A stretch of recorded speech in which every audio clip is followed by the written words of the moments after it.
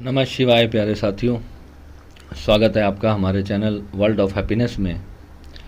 दोस्तों, आज हम चर्चा कर रहे हैं आपकी जन्म कुंडली के 11th हाउस की, जो कि हमारी इच्छा पूर्तियों का घर माना जाता है। ध्यान साधना में जब भी कोई इंसान उतरता है, मेडिटेशन करने जाता है, कोई भी साधना को सिद्ध करना चाहता है, तो उसके मन में कोई ना कोई इच्छा तो ज़रूर होती है कि वो क्या प्राप्त करना चाहता है अपने जीवन में।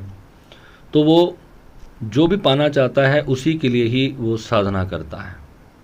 तो सबसे पहले हमें अपनी जन्म कुंडली में ये अवश्य देखना चाहिए कि हमारे इस प्लैनेट में, जो अभी स्क्रीन पे आप देख रहे हो, यहाँ पर इस भाव में जो कुंडली का 11वां भाव है, यहाँ पर कौन सा प्लैनेट बैठा है। यहाँ पर जब भी कोई शुभ ग्रह होगा तो वो हमें शुभ फल देगा।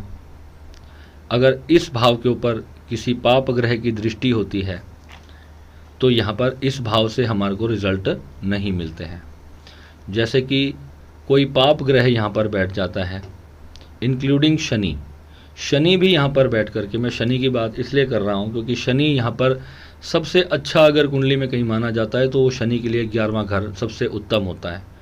राहु के लिए भी ये घर सबसे ज़्यादा उत्तम होता है। हालांकि ये दोनों पाप ग्रह माने जाते हैं, मगर फिर भी शनि और राहु जब यहाँ पर बैठते हैं तो बहुत ही बढ़िया फल जातक को देते हैं। उसकी लाइफ में जो है इच्छा पूर्ति का और लाभ जो स्थान है वो भी ये माना जाता है, यानी कि फाइनेंशियल स्टेटस भी उस व्यक्ति का बहुत ही बढ़िया होता है। सिर्फ उसमें शर्त ये होती है कि इन दोनों प्लैनेट्स के ऊपर कोई बुरा प्रभाव ना हो, ये बहुत ज़्यादा कमज़ोर ना हो, बहुत ज़्यादा वीक स्थिति में ना हो। जैसे कि अब यहाँ पर शनि बैठा है और राहु की दृष्टि पड़ जाए तो ये कमज़ोर हो जाएगा। यहाँ पर शनि यहाँ पर बैठ कर के अपनी दुश्मन राशि में बैठ गया, शत्रु राशि में बैठ जाएगा तो यहाँ पर शनि कमज़ोर हो जाएगा। यहाँ पर बृहस्पति बैठ जाए, शुक्र बैठ जाए, चंद्रमा बैठ जाए, हर प्लैनेट का यहाँ पर अलग अलग रोल इंसान की ज़िंदगी में आएगा।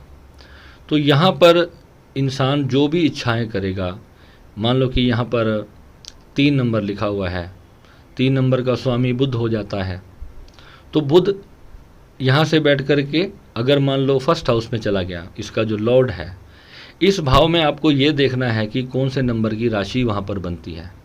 उस राशि का स्वामी किस भाव में जा कर के बैठेगा, वही हमारा पूरा लाइफ का जो सोल एजेंडा होता है, आत्मा के इस संसार में आने का जो उद्देश्य है, वो इस भाव से हम जान सकते हैं।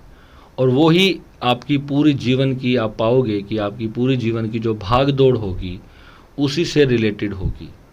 यानी कि पूरा जो मेहनत होगा, जो संघर्ष होगा, वो कुछ भी हो सकता है। वो नाम, यश हो सकता है, आप कोई बड़ी पोजीशन हासिल करना चाहते हो, कुछ भी जो आपके पिछले जन्म में पेंडिंग रहा, जो आप नहीं जी पाए, वही यहाँ पर आप स्वयं तय करके, स्वयं चुन करके आते हो इस संसार में।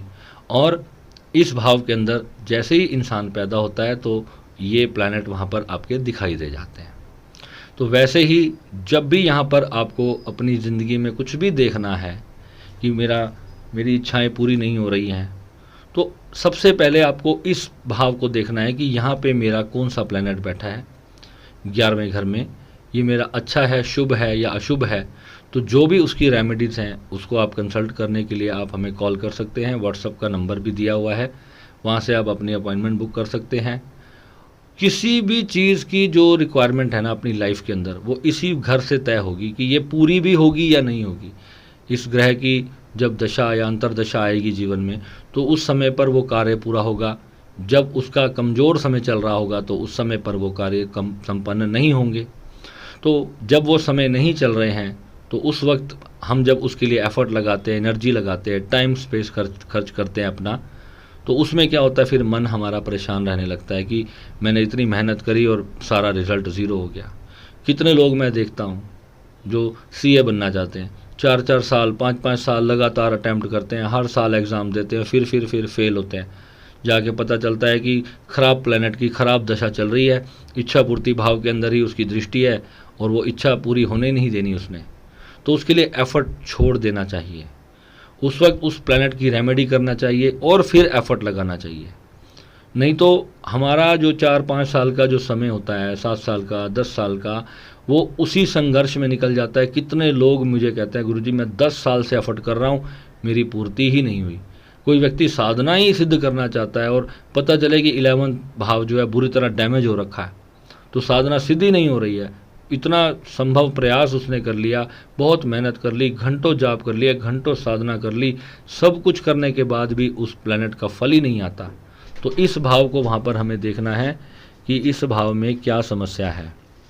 यहाँ जब तक इसका प्लैनेट का 11वें घर के अंदर जो भी भाव में घर में यहाँ पर जो प्लैनेट बैठे हैं, जब तक हम उनकी रेमेडी नहीं करेंगे तब तक इच्छाएं पूर्ति होने का सवाल ही पैदा नहीं होता। तो यहाँ से सबसे पहले अगर आप कोई एस्ट्रोलॉजर भी हैं तो मैं कहता हूँ आज दुनिया किस लिए दुखी है। दुनिया इसलिए दुखी है क्योंकि उनके मन की जो मुरादें हैं, मन की इच्छाएं हैं जो पूरी नहीं होती, जिनके कारण लोग दुखी रहते हैं। तो सबसे पहले एक अच्छे एस्ट्रोलॉजर को इसी भाव को स्टडी करना चाहिए। ज़्यादातर एस्ट्रोलॉजर जो है वो लग्न भाव से शुरू करते हैं। आज शरीर तो जैसा इंसान का है, आप जो खाना पीना इंसान के हैं वो अच्छे नहीं है। शरीर तो जैसे चल रहा है उसमें इंसान को अपना ध्यान देना ही है। लग्न भाव को तो हमेशा अपना स्ट्रॉन्ग करके रखना ही है। मगर 11th हाउस जो है वो पूरी लाइफ से हमारा डिपेंड करता है, पूरी ज़िंदगी इस पर डिपेंड करती है कि इंसान अपनी लाइफ में चाहता क्या है, उसका संसार में आने का मकसद क्या है, रोल क्या है उसका इस जीवन में आने का, उसके इस जीवन में आने की सबसे बड़ी इच्छा क्या है जो वो पूरी करना चाहता है और जिसके लिए वो पूरा एफर्ट लगा करके मेहनत कर रहा है। उसकी सबसे बड़ी खुशी तो इसी भाव में छुपी हुई है। कुछ भी वो इच्छा करता है, वो बाकी के 10 भावों की, 11 भावों की जो भी इच्छाएं करता है, उसको पूरी करने वाला जो भाव है वो यही है। वैसे तो सभी प्लैनेट्स का और सभी कुंडली के जो ग्रह होते हैं, जो भी हर भाव में बैठे होते हैं, सभी का कहीं ना कहीं पे रोल होता है। मगर सबसे प्रबल रोल अगर किसी भाव में मैं अगर देखूं अपने इतने सालों के एक्सपीरियंस में, तो मैंने ये देखा है कि 11वां घर सबसे ज़्यादा इम्पोर्टेंट है हर चीज़ को देने में। आपने कितनी भी छोटी से छोटी इच्छा की हो, कितनी भी बड़े से बड़ी इच्छा की हो, यहाँ अगर कोई ख़राब प्लैनेट बैठेगा, ख़राब प्लैनेट बैठ करके जहाँ जहाँ वो दृष्टियाँ डालेगा, वहाँ वहाँ की जो आपकी लाइफ की जो विशेष होंगी, हमेशा वो आपसे छीन लेगा, हमेशा। तो बेटर है कि इतना समय अपना जीवन का बर्बाद ना करते हुए, आप इस भाव को समझते हुए अपने आने वाले जीवन में जो खो दिया जीवन में सो खो दिया, मगर आने वाले जीवन में आप एक बेटर कल के लिए, एक अच्छे कल के लिए इसके भाव की जब रेमेडीज़ आप करोगे तो फिर जो है लाइफ में चेंजेस आना शुरू होंगे, लाइफ अच्छी बीतनी शुरू होगी। और धीरे धीरे आप सभी प्लैनेट्स की रेमेडीज़ करते जाइए। अपना जीवन जो है ना, अपने सनातन धर्म को पूरा सौंप दीजिए और धर्म ने जो सिखाया है, ज्ञान ने जो सिखाया है, उसको हमारे जो बड़े बुजुर्ग थे वो शुरू से ही जो है ना, उनका पहला हमें वो क्या सिखाते थे कि सुबह सुबह सबसे पहले नहाते ही सूर्य को जल देना। सबसे पहला कर्म ही हमारे सनातन धर्म का यही है। और आज बड़े बड़े फ्लैट्स में लोग रहते हैं, वो सूर्य को जल ही नहीं दे पाते। किसी का घर ऐसी दिशा में है जहाँ से सूर्य ही नहीं दिखाई देता, तो उनको चाहिए कि वो कहीं मंदिर जाएं, वहाँ जा कर के सूर्य को जल दें, मगर सूर्य को जल जरूर दें। ऐसे ही चंद्रमा को भी अर्घ दिया जाता है रात्रि के समय, पूर्णिमा के समय है, जैसे जब पूर्ण चांद निकलता है तो उस वक्त चंद्रमा को भी दूध का, मीठे दूध का या दूध में जल मिला करके जो है थोड़ा गुड़ या शक्कर के साथ जो है चंद्रमा को अर्घ दिया जाता है। ये सारी जो चीज़ें हैं ना, ये इनकी एनर्जीज जो हैं हमारे ऑरा मंडल के ऊपर पूरी तरह से कार्य करती हैं। हमारी पूरी लाइफ में जो भी अच्छा बुरा घटित हो रहा है, हर चीज़ इस भाव से जुड़ी है, हर चीज़। कहीं भी आप अपनी कुंडली का एनालिसिस कराइए, आप कुछ हमें मत बताइए, हम आपको सिर्फ जो है इस भाव को देख करके आपको बताएंगे कि आपकी क्या इच्छा पूरी हुई है और क्या इच्छा पूरी नहीं हुई है। जो भी लोग एस्ट्रोलॉजी में भरोसा नहीं करते ना, उनको एक बार अपनी कुंडली का एनालिसिस ज़रूर करवा लेना चाहिए। उनका ये भ्रम हमेशा हमेशा के लिए दूर हो जाएगा। वही कहते हैं कि ग्रहों से इंसान के जीवन पर कोई असर नहीं पड़ता, जबकि सत्य ये है, आज अधिकांश लोग इस बात को समझ चुके हैं कि जीवन चल ही ग्रहों से रहा है। जो भी हो रहा है प्रबल तरीके से जो है, एक सुनिश्चित तरीके से जो है वो प्रकृति जो है वो कार्य कर रही है, उसका एक सिस्टम है जिसके नाते वो चल रही है। और वैसे ही इंसान का जीवन जो भी ऊंची नीची घटनाएं इंसान के जीवन में घटित होती हैं, उनके पीछे अधिकांश जगह पर 70% जो है ग्रहों का ही रोल होता है और 30% जो हम अब कर्म करते हैं वो रोल होता है। और जो साधनाएं हैं, साधनाएं भी जो हैं वो ग्रह दोषों को ही शांत करने के लिए होती हैं, ग्रह दोषों को ही शुभ बनाने के लिए होती हैं। कोई भी साधना है, कोई भी क्रिया है, कोई हवन है, कोई दान है, तो ये सारी जो चीज़ें हैं एस्ट्रोलॉजी में जितनी भी रेमेडीज़ आती हैं वो सभी जो हैं इन सभी भावों को शुभ करने के लिए, इसका अच्छा फल हमें देने के लिए होती हैं। और हमारे जीवन में अगर कहीं से कोई निराशा है तो उसके लिए हम उपाय करके, उसकी विधि विधान करके, अपने धर्म अनुसार, अपने वेद शास्त्रों के अनुसार हम अपने मन के दुखों को दूर कर सकते हैं।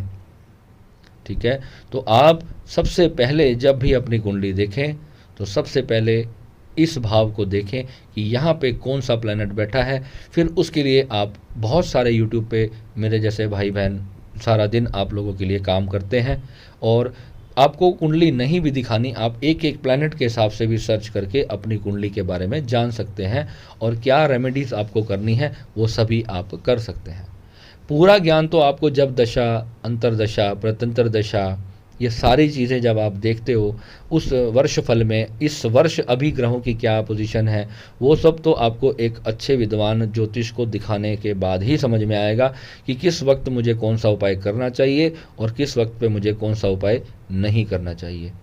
कितने लोग होते हैं जो उपाय भी करते हैं और उनको फल नहीं मिलता। अब वहाँ पे कारण क्या होता है कि कहीं ना कहीं उन्होंने घर का वास्तु बिगाड़ रखा होता है या कोई क्रियामन कर्म में वो कुछ ऐसी गलती कर रहे होते हैं जो उस उपाय के फल को उन तक पहुंचने ही नहीं देती, तो वहाँ पर भी वो कार्य सफल नहीं होते। कहीं ना कहीं हम कुछ ना कुछ चूक जरूर कर रहे होते हैं जो हमें पता नहीं चल पाता। तो उसके लिए मैं आप सभी को कहता हूँ कि आप जो है अपने एस्ट्रोलॉजर से मिले, अपने कॉल पे बात करें, जैसे भी करके अपनी पूरी उन चीज़ों को समझें, फिर आप क्या उसमें कर सकते हैं, क्या नहीं कर सकते, ये फिर चुनाव आपका होता है बाद में।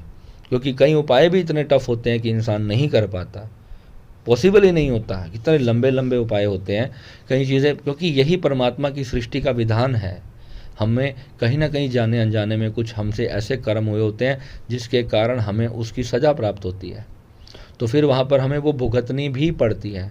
तो उसके अंदर स्वीकार भाव जो है वो जीवन के अंदर, वो भी किसी आपका प्लैनेट स्ट्रांग होगा, कुंडली में आपका बृहस्पति स्ट्रांग होगा, तो ही आप जीवन में कभी कुछ नकारात्मक घटना भी घट जाए तो ही आप उसको स्वीकार सकते हो। अगर मान लो जिसका चंद्रमा भी खराब हो, गुरु भी खराब हो, शनि भी खराब हो, तो वो लोग सुसाइड की तरफ चले जाते हैं या अपने आप को डिप्रेशन में डाल देते हैं, पागल हो जाते हैं, विक्षिप्त हो जाते हैं, अपने हाथ की नसें काट लेते हैं, बुरा करते हैं अपने साथ, या दूसरों की हत्या तक कर देते हैं फ्रस्ट्रेट होकर के।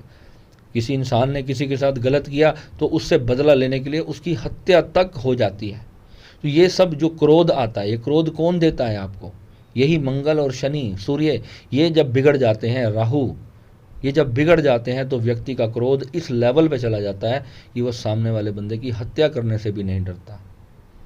आज समाज में जितनी भी बुराइयां हो रही हैं उनके पीछे अगर आप अपने बच्चों की जब कुंडली देखोगे तो आपको पता चलेगा कि ये मेरा बच्चा ऐसे ही गलत नहीं हो गया, ये प्लैनेट मेरे बच्चे की कुंडली में ख़राब था जिसकी वजह से उसके ऊपर ऐसी एनर्जीज काम कर गई जो आपको पता ही नहीं चल पाया। और समय रहते जब तक उसका उपाय नहीं करते, उस ऑरा को, बच्चे के जब उस रोग को, उस दुविधा को, उस टेंशन को, उसकी एनर्जी को उस ऑरा से बाहर नहीं करते, तो बच्चा वैसा ही हो जाता है। कितने बच्चे शुरू से होते हैं, क्लास में 40 बच्चे पढ़ते हैं, 5-6 बच्चे तो बहुत इंटेलिजेंट होते हैं और कई बिल्कुल मंद बुद्धि होते हैं। क्या रीज़न है इसका? भगवान क्या बच्चों की बुद्धि क्या नफ़रत रखता है किसी से, या किसी से भगवान को बहुत प्यार है कि वो उसको बहुत इंटेलिजेंट पैदा करता है? जितने भी स्टार लोग हैं, जितने टैलेंटेड लोग हैं, उनकी कुंडली में जब आप सूर्य देखोगे तो वो उच्च का सूर्य होगा, स्वग्रही होगा, शुभ ग्रहों से दृष्टि में होगा, तो वो व्यक्ति तेजस्वी होगा, उसकी स्मरण शक्ति बहुत अच्छी होगी, वो बहुत इंटेलिजेंट होगा। वो जब बोलेगा तो दुनिया उसको सुनेगी। ये क्या है? ये हमारी कुंडली में ही हमारे प्लैनेट्स का काम होता है। व्यक्ति के जब बृहस्पति खराब होगा तो वो मुँह से जब भी कोई बात बोलेगा तो सामने वाले को बुरी ही लगने वाली है, वो मुख से कड़वा ही बोलेगा, वो किसी को मीठा बोलेगा ही नहीं। तो ये सारी चीज़ें हमें समझनी है और अपनी ज़िंदगी के अंदर उसको इम्प्लाई करके हमारे जो भी रेमेडीज़ हमारी बनती हैं वो हमें करनी है। और उसके लिए सबसे पहले कुंडली का 11वां भाव, मैं बार बार आपको कह रहा हूँ, जब भी कुंडली देखना शुरू करें अपनी ज़िंदगी में जो भी चाहते हैं 11वां भाव देखें कि कहीं पीड़ित तो नहीं है, और क्या इच्छा है, जो इच्छा है वो किस प्लैनेट से संबंधित है, उस प्लैनेट की फिर क्या पोजीशन है, वो अच्छा है या नहीं, उसको अच्छा बनाने के लिए हम क्या कर सकते हैं।